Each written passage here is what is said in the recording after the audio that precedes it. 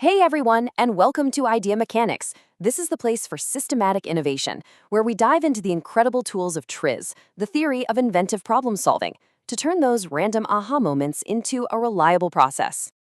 You know that feeling, right? You're staring at a tough problem, just waiting, hoping for a lucky breakthrough. But what if there's a better way? Well, here at Idea Mechanics, our lead innovation catalyst, the Navigator, is about to show us that innovation isn't about luck at all. It's actually a process, a system that any of us can learn and master. If you're ready to stop relying on luck and start mastering systematic discovery, hit that subscribe button to join the Idea Mechanics team. And don't forget to ring the notification bell so you're the first to see our next innovation breakdown. We want to build this culture with you. Drop a comment below and tell us which TRIZ Principle or tech challenge we should tackle next.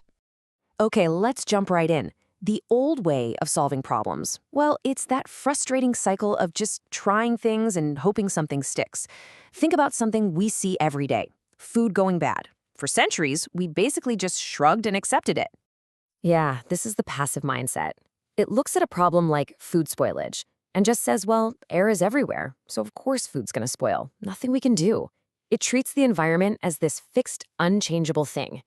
But today, our navigator is walking us through a huge mindset shift. This is TRIZ Principle 39, and it's built on a really powerful idea. If the environment itself is the problem, then an innovator's job isn't to fight it, it's to replace it.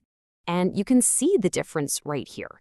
We're moving from just passively accepting things to actively isolating the problem.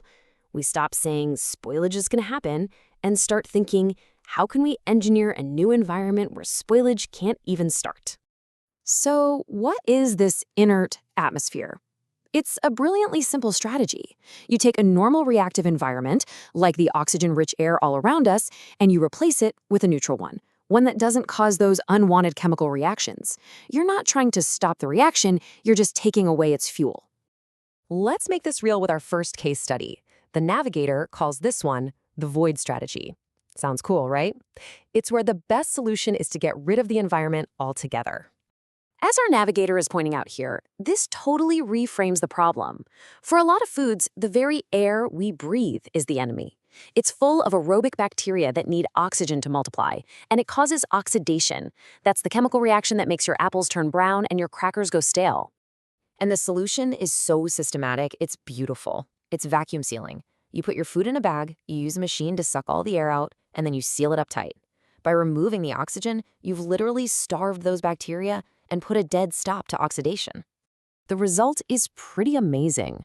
It's like the food's biological clock just stops ticking. The fuel for all that decay and spoilage, the oxygen, is just gone. It's a perfect example of solving a problem not by adding something complicated, but by simply taking something away. Okay, but what happens when removing the environment actually creates a new problem? Let's get into our second case study, what the navigator calls the cushion strategy. And here is the paradox. We want to get rid of the oxygen to keep our potato chips fresh, right? But if we use the void strategy, if we vacuum seal the bag, all that outside air pressure would just crush those delicate chips into a bag of dust. We'd solve one problem just to completely destroy the product. So the solution here is even more clever. Instead of removing the atmosphere, we just modify it. This technique is called modified atmosphere packaging, or MAP for short. It's all about swapping out the bad stuff in the air for something much better. The process is really straightforward. Once the chips are in the bag, all the regular air is flushed out and it's replaced with a harmless inert gas, usually nitrogen. Then the bag is sealed, trapping that new protective atmosphere inside. Now this is the genius of it. That nitrogen gas does two crucial things at once. First, because it's inert, it doesn't react with the oils on the chips, so they stay fresh and don't go stale. And second, the gas inside the sealed bag creates a pressurized cushion, like a little pillow, that protects the fragile chips from getting crushed. It solves the chemical problem and the physical problem in one elegant move. So what's the big idea we can take away from all this? Let's wrap it up with the real innovator's takeaway. This is the most important lesson. As an innovator, you do not have to just accept the environment you're handed. It doesn't matter if it's the air in a chip bag, a flawed process at work, or a difficult market condition. You have the power to change it. At its core, this principle is all about making that mental leap, from being a passive victim of your circumstances to becoming an active engineer of your solutions.